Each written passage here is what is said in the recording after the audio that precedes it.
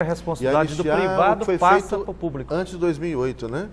Até não, 2008. Na Amazônia a discussão é mais polêmica, porque é o seguinte, antes na Amazônia podia desmatar 50%. Ah, tá. Em então, 2001, aí foi que vem para 2001.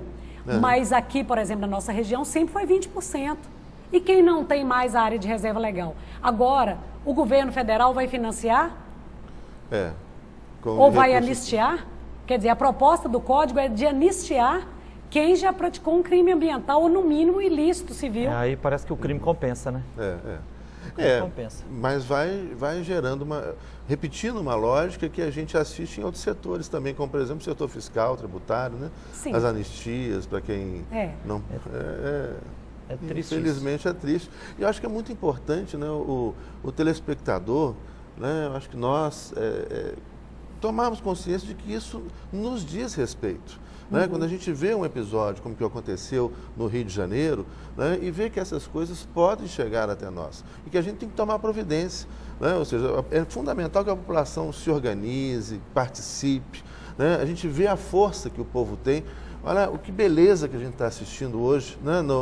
Na Tunísia, agora no Egito, no Iêmen. Né? O povo se unindo, se organizando e lutando por democracia efetiva, né? Isso é fantástico. E ali está trabalhadores, empregados, classe média, classe alta, classe de baixo poder aquisitivo. Está todo mundo ali lutando pela democracia e obtendo resultados importantes, que é a força que a população tem. Mas é óbvio que para a gente ter democracia, as pessoas têm que se interessar em participar. Sim. Né? Tem que falar, olha, isso nos diz respeito. Né? Uma lei como essa sendo aprovada, né, isso vai prejudicar a todos nós. Para quem que ela está trazendo esses benefícios? Vai trazer Porque benefício ali para meia dúzia de proprietários, de grandes empresas, de grandes proprietários, de empresas transnacionais, né, mas vai afetar o meio ambiente que nos diz respeito, que pode gerar outras tragédias como essa. Né? Eu acho que sair da apatia, né, a gente precisa dar uma sacudida e às vezes causa uma perplexidade, por exemplo, nos dias mesmo, naquelas 2 semanas cruciais, aquela quantidade de pessoas, você diz, nossa, praticamente 900 pessoas, 800, quase 900 pessoas, né, morreram. Mais de 1000, né, tem gente desaparecida.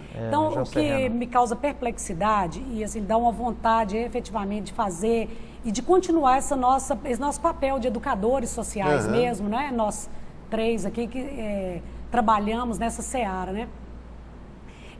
Porque os grandes meios de comunicação, o que eles fazem? Eles capitalizam, ganham em cima disso. Então, colocam até os jornalistas chorando e tudo. E realmente é uma situação que a gente fala, gente, como nós somos frágeis, né? Mas nós nos esquecemos, assim, quais são as tarefas, qual é a omissão, a irresponsabilidade do legislador, porque o legislador brasileiro está sendo irresponsável. Ele está criando, fortalecendo privilégios, colocando em risco a vida das pessoas, fragilizando o Código Florestal dessa forma. E o que é muito interessante, como você vê um deputado como Aldo Rebelo, né, do Partido Comunista, de repente defender uma tese dessas que vai favorecer interesses de grandes empresas contra o interesse da população. Muito estranho, né? Estranho, né? Pelo amor de Deus. E eu vi alguém chegando na parede no dia daquela tragédia, nos dias mesmo cruciais daquela tragédia na região serrana. Eu vi uma entrevista no jornal com o Aldo Rebelo, falando assim, mas a cidade, não, eu não falei que nós estamos falando, estão discutindo um código florestal para o campo, não é o código. Como se Rio não fosse Rio dentro da cidade, como se a fragilidade das encostas não fosse dentro da cidade. Então chega a ser, Zé Luiz, cinismo. É cínico, porque nós temos que estar atentos e eu comungo dessa linha de pensamento. Ou nós assumimos que é uma tarefa nossa de questionar esses legisladores e de não aceitar essas mudanças, ou então nós vamos assistir mais tragédias. Vamos ter que fazer aí mobilização para ir água, polícia, exército, está salvando as pessoas, estão morrendo inocentemente. Vítimas de um sistema capitalista perverso, né? Que ignora e que se apodera da estrutura do Estado e que vai fazendo isso muitas vezes por meio do Estado, com recursos do Estado. Né, no Congresso Nacional. Eu estou aqui na postura de entrevistador, mas eu estou com vontade de dar o meu parecer aqui. Então dê seu parecer. Qual é o seu parecer? Pode ter democracia aqui, né? Com você sempre. Não, é o seguinte, porque assim, eu nasci no campo, né, minha infância, minha adolescência foi no campo, e agora a segunda fase da minha vida estou na cidade. Então, assim, eu fico profundamente indignado, assim, todo mundo nós estamos sentindo aí, como a Deus começou dizendo, as mudanças climáticas estão aí, vieram para ficar. A gente pode apenas frear, mas voltar atrás difícil, né? Eu acho que a regra agora tem que ser preservar, tem que conter esse crescimento Só um econômico, parêntese né? que eu acho que é difícil a gente reverter a situação climática, mas os nossos comportamentos, a forma de intervenção no meio ambiente, nós temos que mudar e rápido. É Claro. isso que os governos estão sendo cobrados. Agora, quando eu vejo falar assim, que querem flexibilizar o Código Florestal para anistiar desmatadores ilegais. Paciência, né? Depois, que, por exemplo, se eu entendi bem, você falou assim, a questão das matas ciliares, né? Os cursos de água, se um rio era de 7 metros, 5 metros e tal, você tinha que ter uma mata ciliar de no mínimo 30 metros de cada lado. Reduzir para 15. Reduzir para 15. O que a gente já vê aí é os rios quase sem matas ciliares. Agora, se era de um rio pequenininho, era de 30 metros, você vai reduzir pela metade para 15. Onde é que vai ficar a preservação? Você quer ver um absurdo em Belo Horizonte? Por exemplo, o único manancial de abastecimento de Belo Horizonte, que é o córrego de Cercadinho, ele foi praticamente todo destruído ali no bairro Buritis. Essa outra. Construído em cima do córrego de Cercadinho. Pelo que eu entendi também, eles querem flexibilizar ou diminuir a necessidade de reserva legal.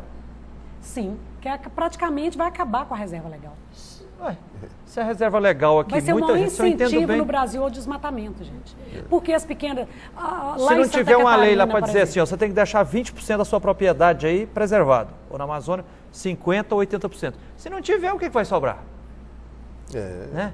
E essa outra coisa aí... a legalização do e desmatamento. mesmo sendo aqui, tem em mãos aqui um manifesto da Via Campesinas, colocando contra, a Via Campesina que é integrada aí por mais de vários movimentos camponeses, né? Assim, quando eles colocaram assim, olha, então a pequena propriedade fica isenta de fazer reserva aparentemente era uma coisa boa, né? Mas parece que é uma coisa para passar a bicaria nos pequenos. Sim. Se a gente vê, como você explicou muito bem aí, a grande propriedade sempre determinando e assambarcando as pequenas, chega a ser tão cínico o discurso. Tem uma senadora famosa da bancada ruralista, que é a Cátia Abreu. Uma certa vez eu ouvi o discurso dela e falei assim, gente, mas para nacionais, áreas de proteção permanente, todas essas unidades de conservação. O Brasil já tem tanta área indígena, toda a área indígena é uma área de preservação permanente. Então, assim, chega a ser desrespeitoso. Então, quer dizer, o ônus de preservação do meio ambiente é só da população indígena. Esse não pode desmatar de jeito nenhum. Nós, homens brancos, né, os alavancadores aí do progresso, tudo, nós podemos, sabe por quê? O desenvolvimento depende da nossa produção, o que não é verdade. Quem produz alimento para dentro do país é a agricultura familiar, a agricultura camponesa.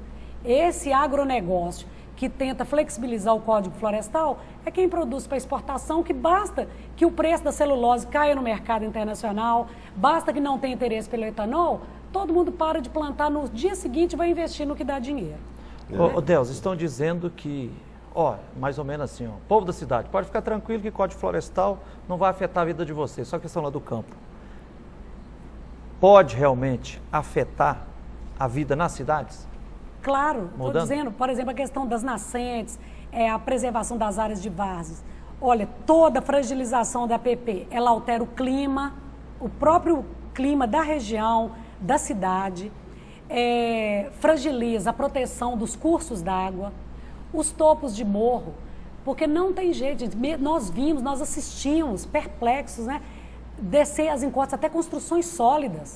Se autorizar desmatar os topos de morro, nós vamos estar abrindo as portas para os deslizamentos, não é? Deslizamentos e outra coisa, quando tira a cobertura vegetal, o que acontece? A água de chuva cai, ela traz consigo parte da terra que vai provocar o assoreamento de rios, de lagoas, né? Outro dia eu vi também interessante, um geólogo, ele fazia o seguinte discurso, e é uma pessoa até respeitada, às vezes chamado pelas prefeituras, né, da Aparecida, ele falou assim, gente, brejo, fala em preservar a várzea, uma bobagem, brejo é podre, é área de decomposição, é área morta. Não é verdade, gente. Só para ter uma ideia, há poucos dias um biólogo estava me falando, por exemplo, quando você acaba com a área de várzea, vamos imaginar numa região em Belo Horizonte. Se você seca a água e desaparece os sapos, você nem imagina quantos mosquitos da dengue, por exemplo, um sapo come por dia. Está tudo conectado, né? Isso que as pessoas têm que perceber. É um sistema, vida, né? A água que a gente bebe aqui está na nascente ali em Nova Lima.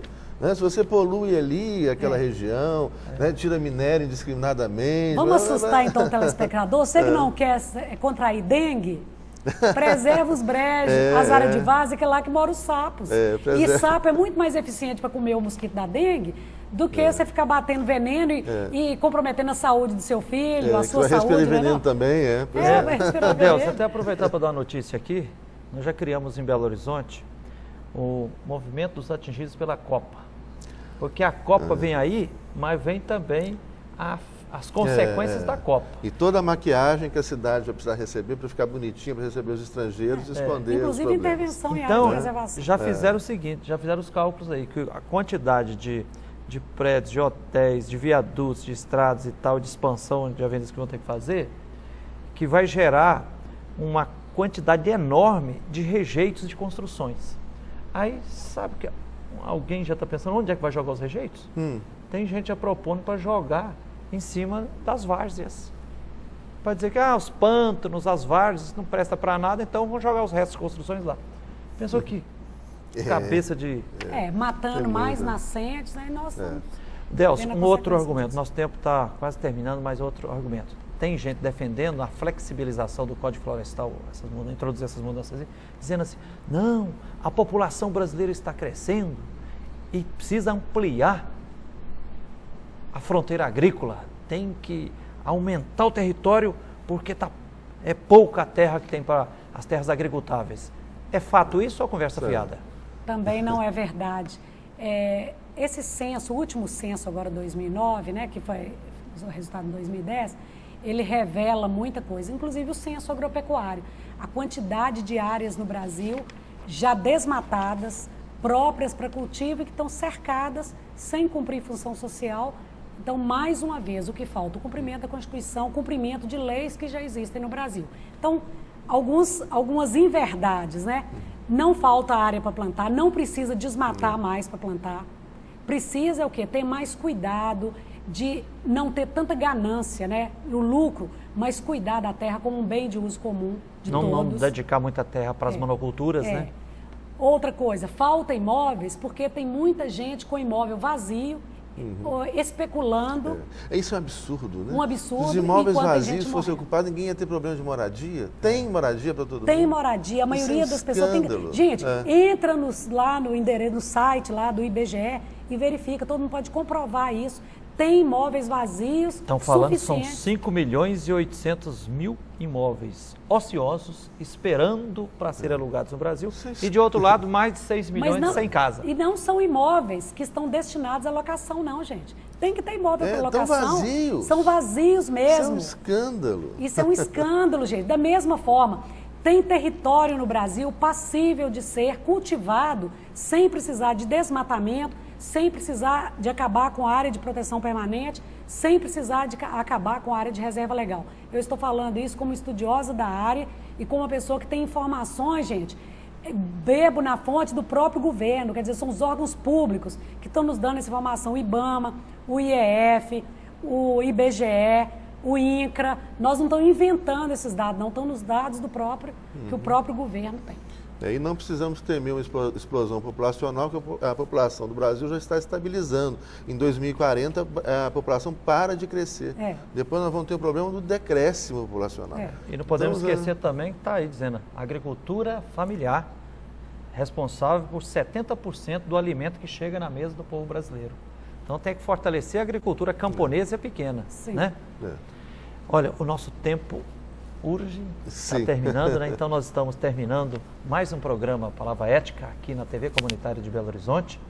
Nós refletimos sobre as mudanças no Código Florestal e as catástrofes climáticas. Entrevistamos a professora Delcio dos Santos Laureano, a quem nós agradecemos de coração pela contribuição prestada, né? Obrigado também, professor José Luiz Magalhães. Honra, prazer. Prazerão estar aqui do seu lado aqui, viu? Beleza? Agradecemos de coração você, telespectador, telespectadora, que nos honrou com a sua atenção. Fiquem com Deus e até a próxima semana com o próximo programa Palavra Ética, com a graça de Deus.